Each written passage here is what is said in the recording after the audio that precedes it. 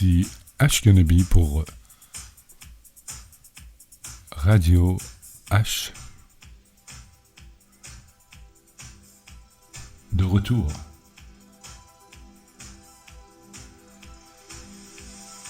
Il me semble que ce serait plus raisonnable d'entreprendre des thèmes à chaque Radio H. Mais ça peut être des thèmes très vagues, très vastes, seulement pour trouver un fil conducteur pour qu'on puisse avoir une réflexion pour le moins intelligente.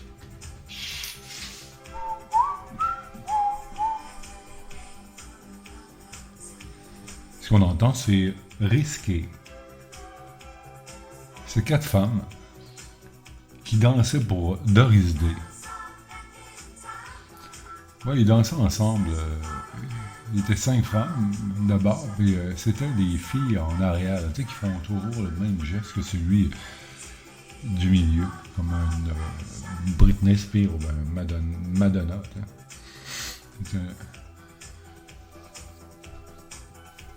Et puis cette tune qu'on entend, The Girl Are Back in Town, de Risqué. Ah, watch out que ça me... ça. On peut dire que c'est un verre d'oreille, ce qu'on appelle. Quelque chose qui arrête pas de vivre en toi. Tu te réveilles le matin, puis... Qu'est-ce qui se passe? C'est tout le temps la même tune. La même affaire qui résonne en toi. Et tant mieux. Ou tant pis. Il y a des gens qui détestent avoir des verres d'oreille, d'autres qui se disent que les créateurs de verres d'oreille sont des gens assez talentueux parce qu'ils savent détecter en 3-4 notes une expression quasiment contemporaine de l'époque, serrée, là, précise. Aussi, c'est dans les publicités qu'on entend le plus souvent, ou les génériques, qu'on entend des jingles qu'on appelle, hein, des choses qui vont en quelques secondes, l'auteur prétend ça, rester marqué dans l'esprit.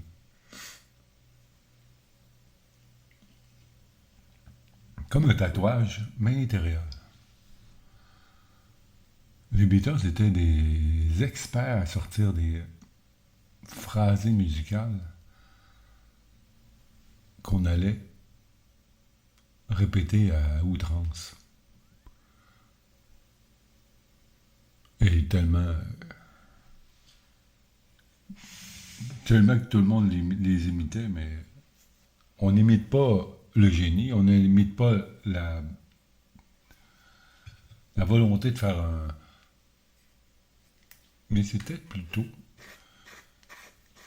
un jungle, je veux dire. Mais c'était plutôt l'idée qu'effectivement, il est possible de faire des jungles. Il est possible de faire de compartimenter, comme partitionner une musique. Moi, je me souviens que les Beatles, les premières structures musicales que je me rendais compte où je trouvais ils ne semblaient pas suivre les règles. Chaque fois on dirait qu'il y avait une chanson, il sortait une chanson, puis tout à coup, refrain, couplet, deuxième couplet, deuxième type de couplet, deuxième type de refrain à l'intérieur. Donc, il n'était pas avare de succès, de vers. Peut-être qu'en parlant de même, je me fais mal comprendre, mais de savoir que les Beatles ont occupé le palmarès des chansons si longtemps. Bien sûr qu'il y avait un impact du point de vue de leur habilité à créer ces twists. Maintenant, moi, quand j'ai essayé d'en faire, je me suis dit, OK, attends une minute, est-ce que ça se peut que. Puis là, je me suis aperçu à faire tan, tan, tan, tan, tan, tan. Que ça, mettons, tan, tan, tan. Eh ben oui! Je me suis aperçu que tout peut devenir un thème. Tout peut devenir comme un vers. Et que ça prend pas nécessairement un génie, que quelqu'un d'habile, quelqu'un qui prend son temps et qui monte justement. Monter. Le montage cinéma, on comprend bien. On prend des roches, on prend des scènes. Après, on les colle ensemble pour faire une histoire. Pour monter l'histoire qu'on avait prévue avec les métaphores qu'on a voulu mettre dedans. Par exemple, si tu veux faire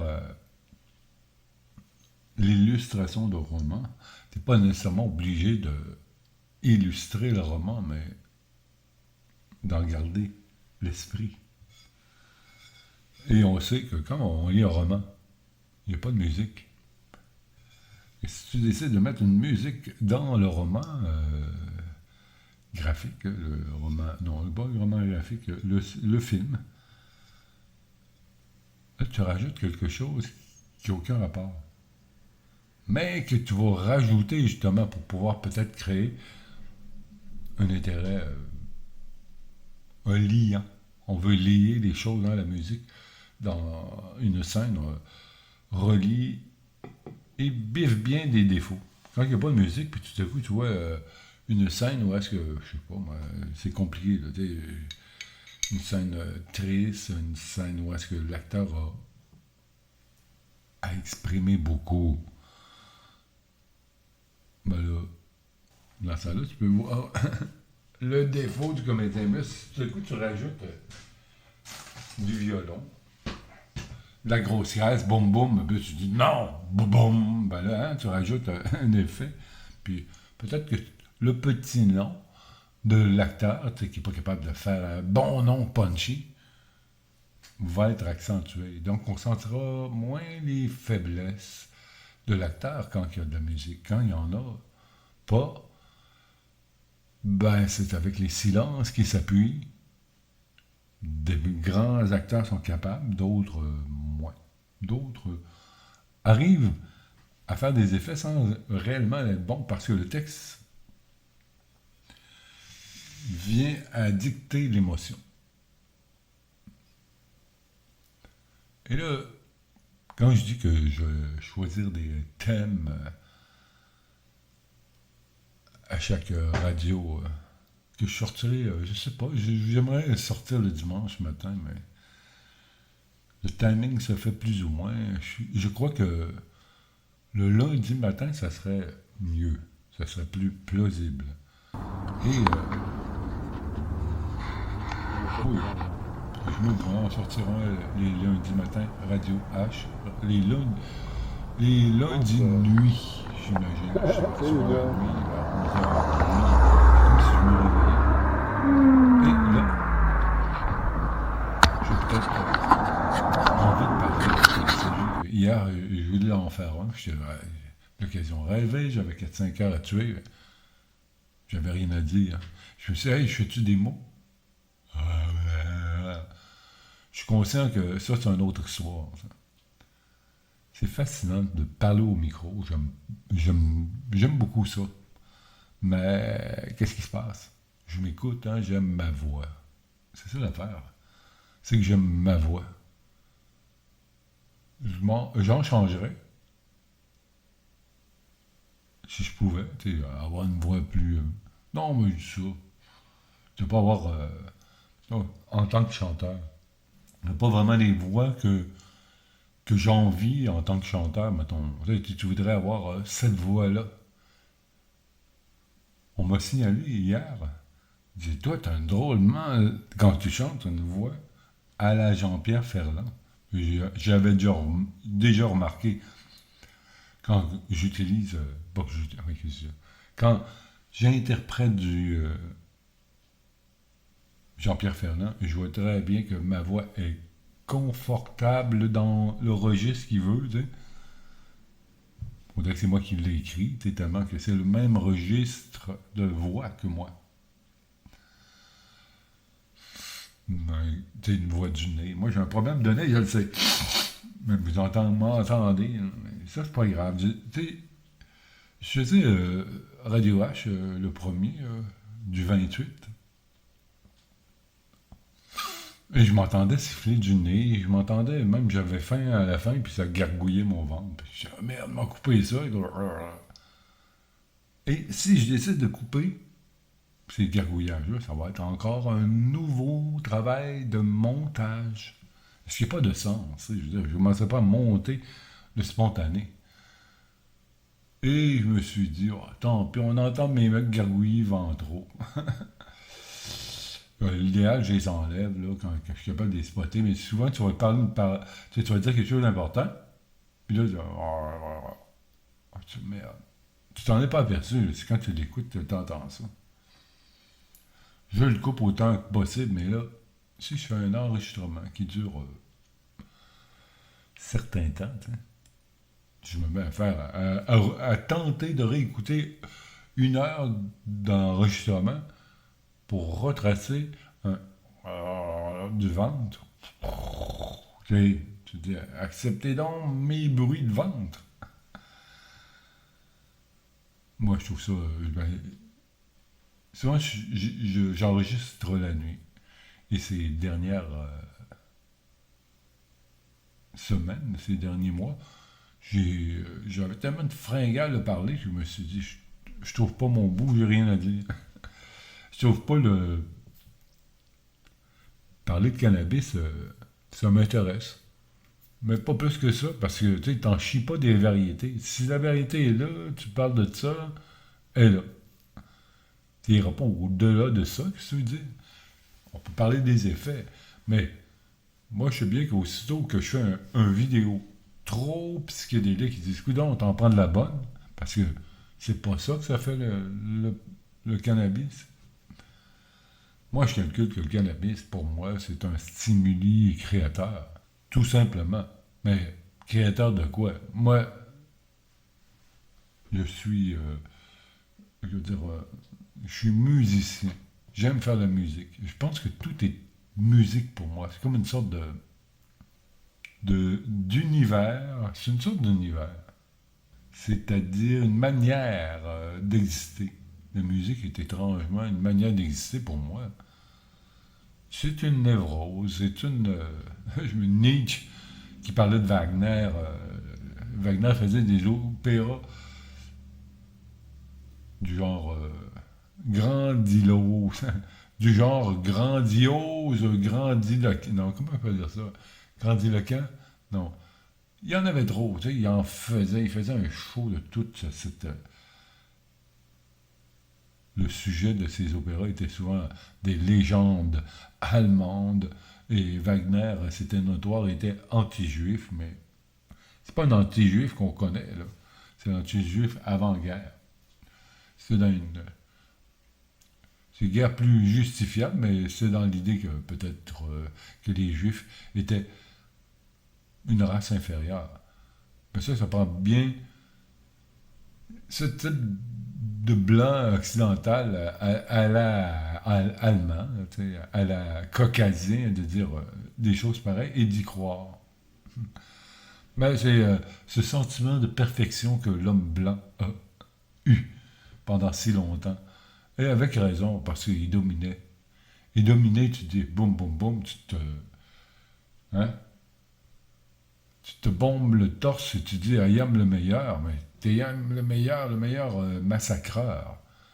Et les gens te respectent parce qu'ils ont peur. Mais toute ta vie, tu vas pouvoir peut-être t'illusionner que tu es formidable, mais tu es effrayant, c'est tout. Mais je dis ça, puis je regarde justement l'ordre.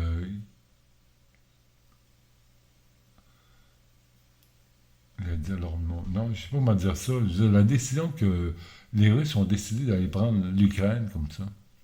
Moi, pour moi, je calcule que c'est pas un problème qui nous regarde.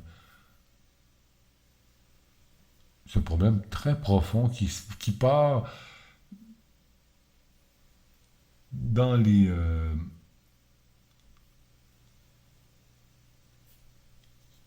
tréfonds de la politique russe à l'époque de Staline. On n'a pas réellement de jeu, même je trouve ça vraiment étonnant qu'on vienne à vouloir solliciter nos argents, nos avis, à vouloir prendre pour l'Ukraine. Prendre pour l'Ukraine. Qu'est-ce que ça veut dire? Je veux dire, les Russes sont oppressés depuis si longtemps par les Russes. Là, il y a une annexion Ce que je vois, moi, c'est que les Russes ont besoin de quelque chose.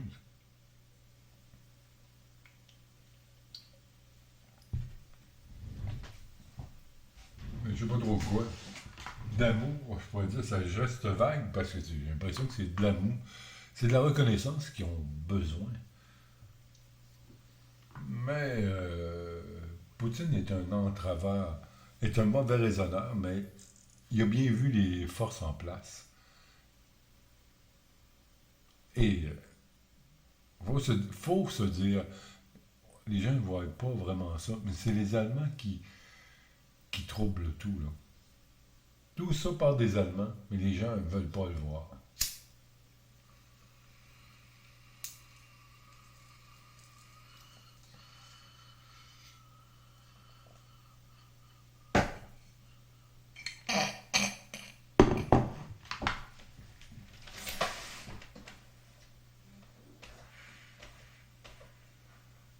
Et c'est drôle, mon état d'esprit là, dans l'idée, les élections sont demain.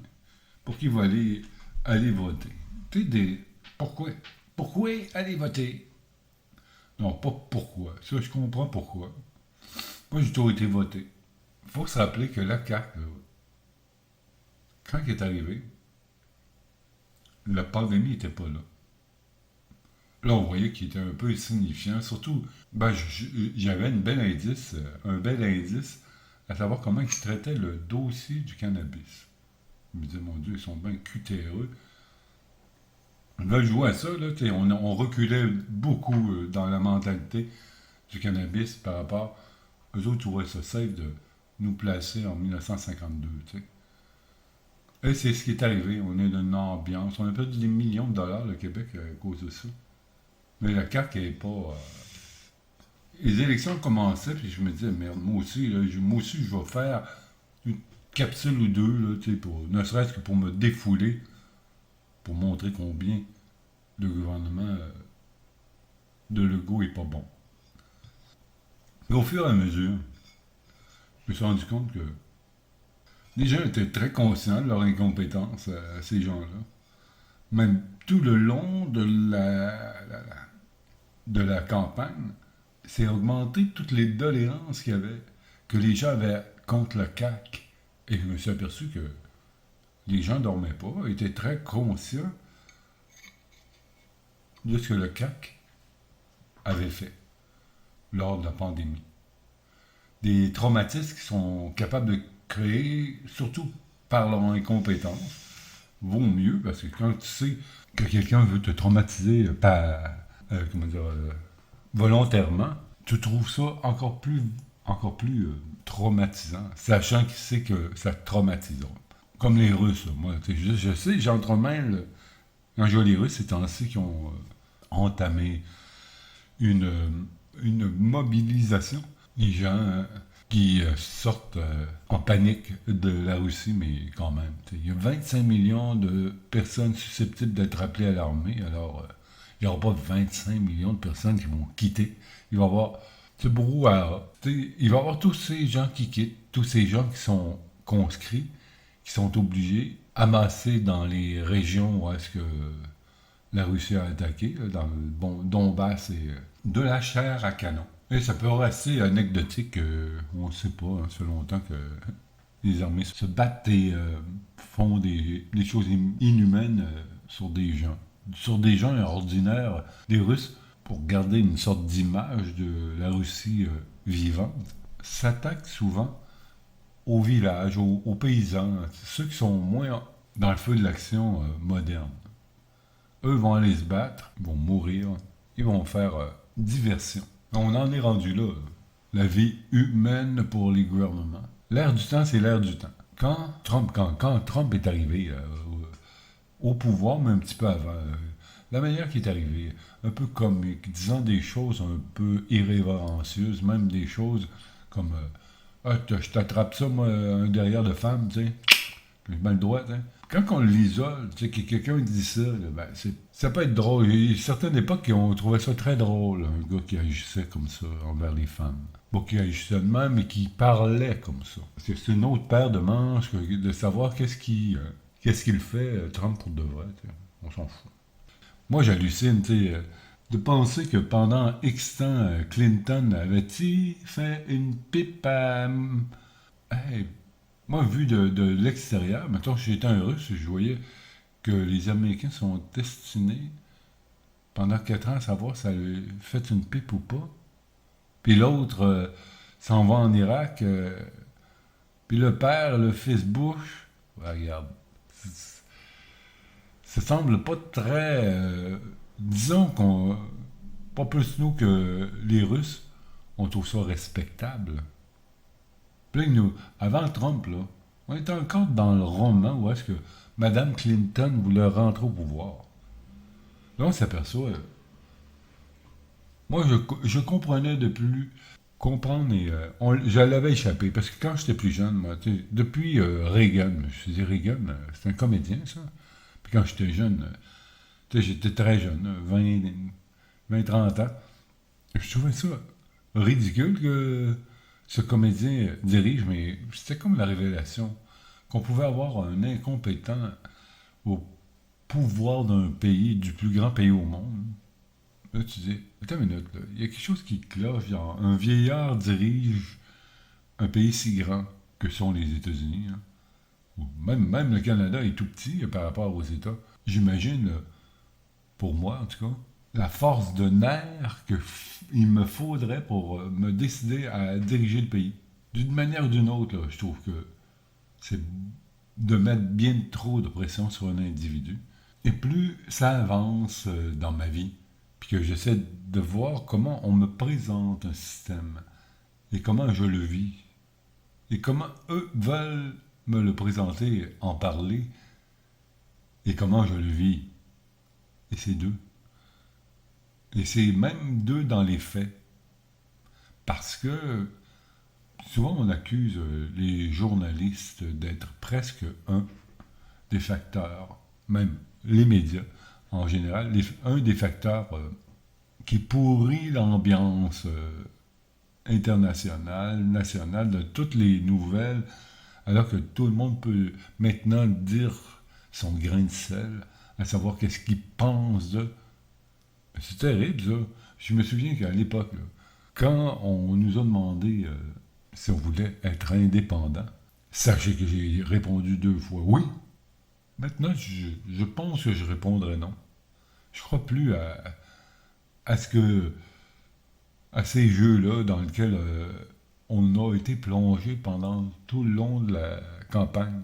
C'est-à-dire des jeux où, disons, la force québécoise veut dire je veux bien, mais la force canadienne ne veut pas. Grosso modo, c'est tout le temps ça. Et les dossiers avancent petit à petit dans l'idée que Ottawa veut pas. Et que l'autre, par exemple, ça peut nous nuire totalement, comme les argents que le fédéral voulait nous donner pour construire des loyers, et que Legault trouvait bon de ne pas accepter parce qu'il ne voulait pas être dépendant, ou il voulait que ça passe par un autre. Pendant ce temps-là, ça a retardé 4 ans de construction de HLM. C'est pourquoi de HLM, et au Québec, on manque cruellement ces temps-ci de loyers. On va accepter des immigrants. J'imagine les immigrants, ils ne viendront pas pour la plupart dans des maisons. Le buzz du dernier, de cette semaine, quand il disait « Ouais, mais les immigrants, ils s'intègrent pas, ils sont pas à l'ouvrage, mais plutôt la plupart. » Moi, je calcule que ça doit être vrai. Et c'est pas de dénigrer les immigrants. Il y a des immigrants qui arrivent qui sont. On reconnaît leur. C'est surtout que si on vient à reconnaître leur scolarité, ben bien sûr, ils viennent à pas devenir chauffeurs de taxi. Et puis ils contribuent. Ils contribuent plus qu'un pauvre. C'est sûr qu'un pauvre, hein. Le monde. Moi, ce qui me préoccupe le plus, et j'ai l'impression aussi, quand même, ça me préoccupait, mais ça fait 10 ans que ça me préoccupe. Le Canada avait trouvé le moyen de nous.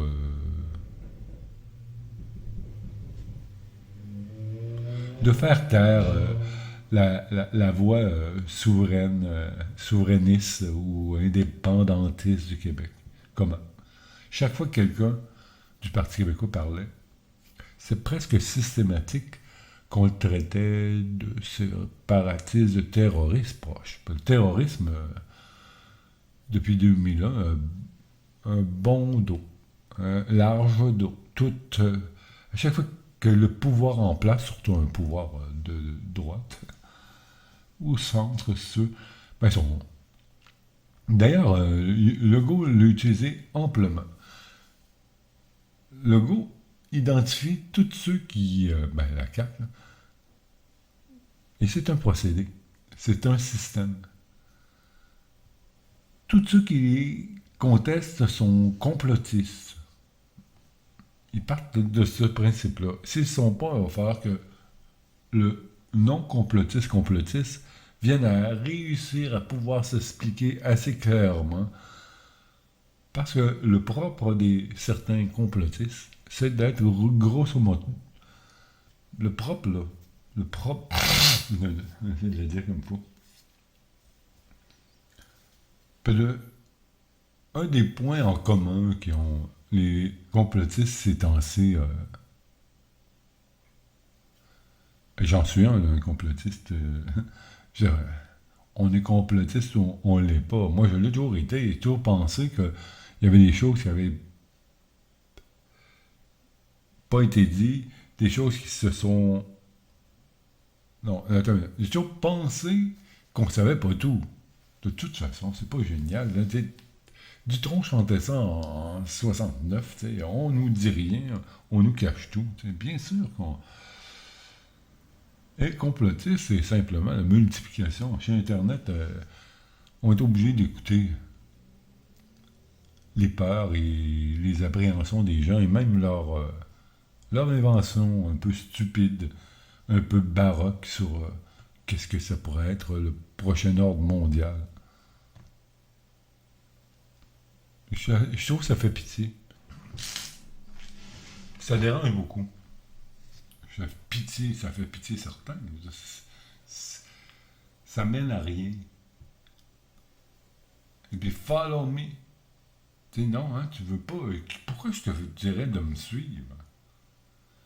Tous ces complotistes veulent qu'on les suive. On les suive dans leur raisonnement. Et ça, au début, moi, je me disais, au début de la pandémie, je me disais, OK, mettons que c'est une pandémie arrangée, puis ils veulent tous nous mettre à genoux. S'agit-tu de se lever pour avoir un coup de crosse de fusil d'en face?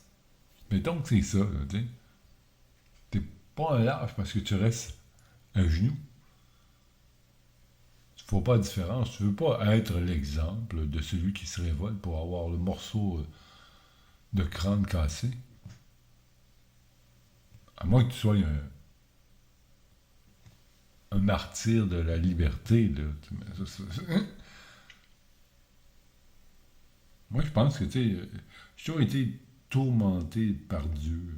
Quand j'étais jeune, ben, on m'a élevé dans l'ambiance du christianisme. J'y croyais, puis j'y croyais autant qu'on me le disait. Il me disait que ça existait. Après, ben, j'ai peut-être eu, même dans les 18 ans, j'étais parti du christianisme comme les ados, parce qu'il y a la messe, etc. Il y a toutes sortes d'obligations que tu dis, hey, je crois pas pourquoi je ferais ça. Tu fais ton révolté puis tu y vas plus. Mais dans mon type d'éducation, c'est que donc je venais de faire une sorte de volte-face, mais je croyais, j'avais déjà eu la foi, donc tu es pris avec... donc tu es certain que ça n'existe pas.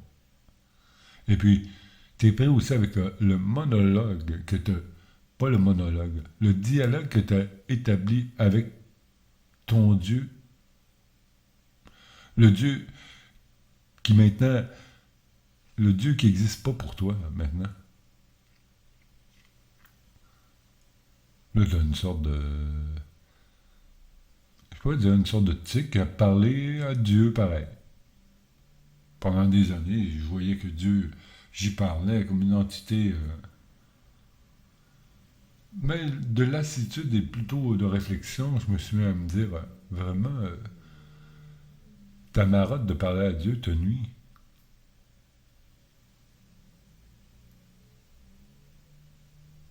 Je dis en quoi elle me nuit de bord. C'est que dans la vie, on va à une place. On se demande ce qu'on va. On sait bien qu'on s'en va vers la mort, mais qu'entre-temps, il y aura la vie. Et on voudrait soit vivre ta vie, soit te préserver jusqu'à la mort. Mais tu risques de mourir à chaque fois que tu fais quelque chose. Tu risques de mourir. Là, je prends une puff, là. Hey, quelqu'un me dit hey, tu pourrais mourir de fumée. Plus tu vis, plus tu vis. Je pense que plus tu fais d'activité, plus tu as d'occasion de te casser la gueule. Si tu restes assis, ben là, tu as des occasions d'avoir des accidents vasculaires, cardiovasculaires. Mais ça semble moins évident. Hein? C'est comme quand je fume puis je me mets à tousser, je me dis ouais, il y a quand même une grosse réaction. Donc, une attention. Un beware.